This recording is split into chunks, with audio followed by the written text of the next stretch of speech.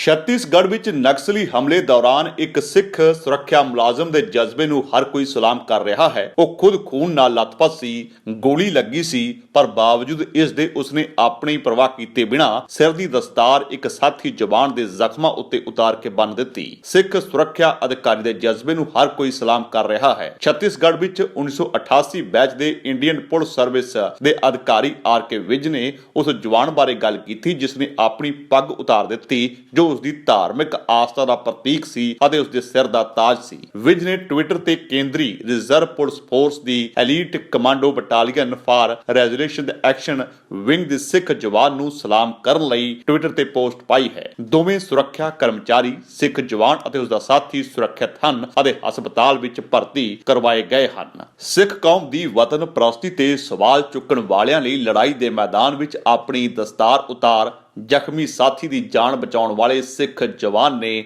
ਜਵਾਬ ਦਿੱਤਾ ਹੈ। ਉਹ ਖੁਦ ਖੂਨ ਨਾਲ ਲੱਥਪੱਥ ਹੋਣ ਦੇ ਬਾਵਜੂਦ ਆਪਣੀ ਪਰਵਾਹ ਛੱਡ ਉਸਨੇ ਆਪਣੀ ਦਸਤਾਰ ਉਤਾਰੀ, ਸਾਥੀ ਜਵਾਨ ਦੇ ਜ਼ਖਮਾਂ ਉੱਪਰ ਬੰਨ੍ਹ ਦਿੱਤੀ। ਇਹ ਘਟਨਾ ਮਾਮੂਲੀ ਨਹੀਂ, ਵੱਡੇ ਅਰਥ ਰੱਖਦੀ ਹੈ। ਪਰ ਇਸ ਦੌਰਾਨ ਇੱਕ ਸਿੱਖ ਜਵਾਨ ਦੇ ਜਜ਼ਬੇ ਨੇ ਸਭ ਦਾ ਧਿਆਨ ਖਿੱਚਿਆ ਹੈ। ਆਪਣੀ ਪੱਗ ਉਤਾਰ ਸਾਥੀ ਜਵਾਨ ਦੇ ਜ਼ਖਮਾਂ ਉੱਪਰ ਵਲਣ ਦੇ ਬਲਰਾਜ ਸਿੰਘ ਦੇ ਇਸ ਜਜ਼ਬੇ ਦੀ ਹੁਣ ਖੂਬ ਵਾਹੋ-ਵਾਹੀ ਹੋ ਰਹੀ ਹੈ ਤਾਂ ਸਿੱਖ ਕੌਮ ਤੋਂ ਦੇਸ਼ ਪ੍ਰੇਮ ਦੇ ਸਬੂਤ ਮੰਗਣ ਵਾਲੇ ਨਿਸ਼ਾਨ ਸਾਹਿਬ ਨੂੰ ਖਾਲਿਸਤਾਨ ਦਾ ਝੰਡਾ ਦੱਸਣ ਵਾਲੇ ਹੁਣ ਕੀ ਜਵਾਬ ਦੇਣਗੇ, ਇਹ ਵੀ ਆਪਣੇ ਆਪ ਵਿੱਚ ਇੱਕ ਵੱਡਾ ਸਵਾਲ ਹੈ। ਇਸ ਸਿੱਖ ਜਵਾਨ ਦੀ ਪਹਿਚਾਣ CRPF ਦੇ ਕੁਸ਼ਲ ਕਮਾਂਡੋ ਬਟਾਲੀਅਨ ਦੇ ਕਾਂਸਟੇਬਲ ਬਲਰਾਜ ਸਿੰਘ ਵਜੋਂ ਹੋਈ ਹੈ। ਕਮਾਂਡੋ ਨੂੰ ਸ਼ਨੀਵਾਰ ਦੇ ਮਾਓਵਾਦੀ ਹਮਲੇ ਦੌਰਾਨ ਗੋਲੀ ਲੱਗੀ ਸੀ ਅਤੇ ਇਸ ਸਮੇਂ ਉਹ ਰਾਜ ਦੀ ਰਾਜਧਾਨੀ ਦੇ ਇੱਕ ਹਸਪਤਾਲ ਵਿੱਚ ਇਲਾਜ ਅਧੀਨ ਹੈ। ਜਦੋਂ ਜ਼ਖਮੀ ਜਵਾਨ ਮਦਦ ਲਈ ਸੰਘਰਸ਼ ਕਰ ਰਹੇ ਸਨ ਤਾਂ ਸਿੱਖ ਜਵਾਨ ਨੇ ਸਾਥੀ ਜਵਾਨਾਂ ਦੇ ਜ਼ਖਮਾਂ ਤੇ ਆਪਣੀ ਪੱਗ ਉਤਾਰ ਕੇ ਬੰਨ੍ਹ ਦਿੱਤੀ। ਇਹ ਆਪਣੇ ਆਪ ਵਿੱਚ ਹੀ ਕਾਬਲੇ ਤਾਰੀਫ ਹੈ। ਬਲਰਾਜ ਸਿੰਘ ਜਿਸ ਦੇ ਪੇਟ ਵਿੱਚ ਗੋਲੀ ਲੱਗੀ ਸੀ, ਬਲਰਾਜ ਸਿੰਘ ਨੇ ਕਿਹਾ ਕਿ ਅਸੀਂ ਅਚਾਨਕ ਹੋਏ ਇਸ ਹਮਲੇ ਤੋਂ ਬਾਅਦ ਸੰਭਲ ਰਹੇ ਸੀ,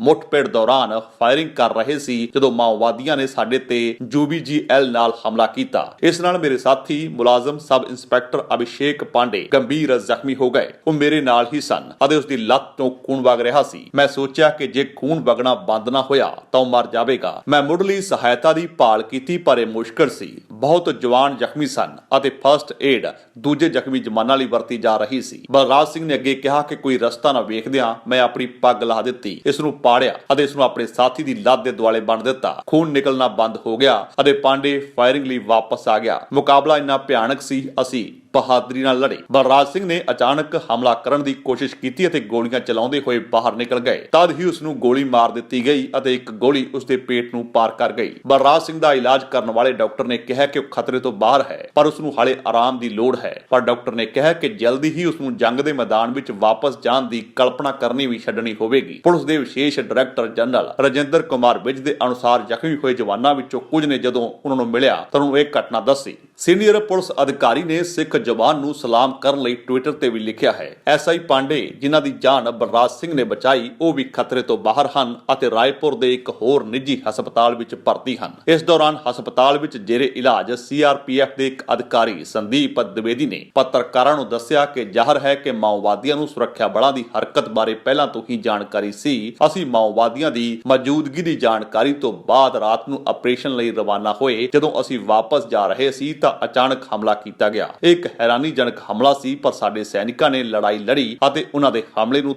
ਤੋੜਨ ਵਿੱਚ ਕਾਮਯਾਬ ਰਹੇ। ਸਾਡਾ ਨੁਕਸਾਨ ਹੋਇਆ ਪਰ ਅਸੀਂ ਬਾਗੀ ਪੱਖ ਤੇ ਵੀ ਭਾਰੀ ਨੁਕਸਾਨ ਪਹੁੰਚਾਇਆ ਹੈ। ਉਹਨਾਂ ਕਿਹਾ ਕਿ ਮਾਓਵਾਦੀ ਕਾਡਰ ਦੀ ਭਾਰੀ ਮੌਜੂਦਗੀ ਅਤੇ ਇਸ ਨੂੰ ਚਲਾਉਣ ਦੇ ਢੰਗ ਤੋਂ ਸੰਕੇਤ ਮਿਲਦਾ ਹੈ ਕਿ ਮਾਓਵਾਦੀਆਂ ਨੂੰ ਸੁਰੱਖਿਆ ਬਲਾਂ ਦੀ ਹਰਕਤ ਬਾਰੇ ਪਹਿਲਾਂ ਤੋਂ ਹੀ ਜਾਣਕਾਰੀ ਸੀ। ਅਸਲ ਵਿੱਚ ਸ਼ਨੀਵਾਰ ਨੂੰ ਸੁਕਮਾ ਅਤੇ ਬੀਜਾਪੁਰ ਜ਼ਿਲ੍ਹਿਆਂ ਦੀ ਸਰਹੱਦ ਦੇ ਨਾਲ ਛੱਤੀਸਗੜ੍ਹ ਦੇ ਬਸਤਰ ਖੇਤਰ ਵਿੱਚ ਮਾਓਵਾਦੀਆਂ ਨਾਲ ਹੋਈ ਗੋਲੀਬਾਰੀ ਵਿੱਚ 22 ਸੁਰੱਖਿਆ ਮੁਲਾਜ਼ਮ ਮਾਰੇ ਗਏ ਅਤੇ 31 ਹੋਰ ਜ਼ਖਮੀ ਹੋ ਗਏ ਸਨ। ਜਵਾਨਾਂ ਦੀ ਟੁਕੜੀ ਉੱਪਰ 12 ਵਜੇ ਜੋਨਾਨਾਗੁੜਾ ਪਿੰਡ ਨੇੜੇ ਮਾਓਵਾਦੀਆਂ ਨੇ ਹਮਲਾ ਕੀਤਾ ਸੀ। ਕੁੱਲ 22 ਮੌਤਾਂ ਵਿੱਚੋਂ CRPF ਦੇ 8 ਆਰਮੀ ਮਾਰੇ ਗਏ। ਇਹਨਾਂ ਵਿੱਚ ਕੋਬਰਾ ਬਟਾਲੀਅਨ ਦੇ 7 ਕਮਾਂਡੋ ਅਤੇ ਬਸਤਰਿਆ ਬਟਾਲੀਅਨ ਦਾ 1 ਜਵਾਨ ਸੀ। ਹੋਰ ਮ੍ਰਿਤਕਾਂ ਵਿੱਚੋਂ 8 ਜ਼ਿਲ੍ਹਾ ਰਿਜ਼ਰਵ ਗਾਰਡ ਅਤੇ 6 ਟਾਸਕ ਫੋਰਸ ਵਿੱਚੋਂ ਸਨ। ਦੂਜੇ ਪਾਸਿਓਂ ਕਿਸ ਹੱਦ ਤੱਕ ਨੁਕਸਾਨ ਚੱਲਣਾ ਪਿਆ ਇਸ ਬਾਰੇ ਬਹੁਤਾ ਪਤਾ ਨਹੀਂ। ਹਾਲਾਂਕਿ ਗ੍ਰਹਿ ਮੰਤਰਾਲੇ ਅਤੇ ਕੇਂਦਰੀ ਰਿਜ਼ਰਵ ਪੁਲਿਸ ਫੋਰਸ ਦੇ ਅਧਿਕਾਰੀਆਂ ਨੇ ਘਟਨਾਵਾਂ ਤੋਂ ਜਾਣੂ ਕਰਵਾਉਂਦਿਆਂ ਕਿਹਾ ਕਿ ਮੁਕਾਬਲੇ ਵਿੱਚ ਮਾਰੇ ਗਏ ਮਾਓਵਾਦੀਆਂ ਦੀ ਗਿਣਤੀ 12 ਤੋਂ 20 ਦਰਮਿਆਨ ਹੋ ਸਕਦੀ ਹੈ। ਪਰ ਇਸ ਦੌਰਾਨ ਸਾਹਮਣੇ ਆਈ ਇਸ ਘਟਨਾ ਨੇ ਵਿਸ਼ੇਸ਼ ਤੌਰ ਤੇ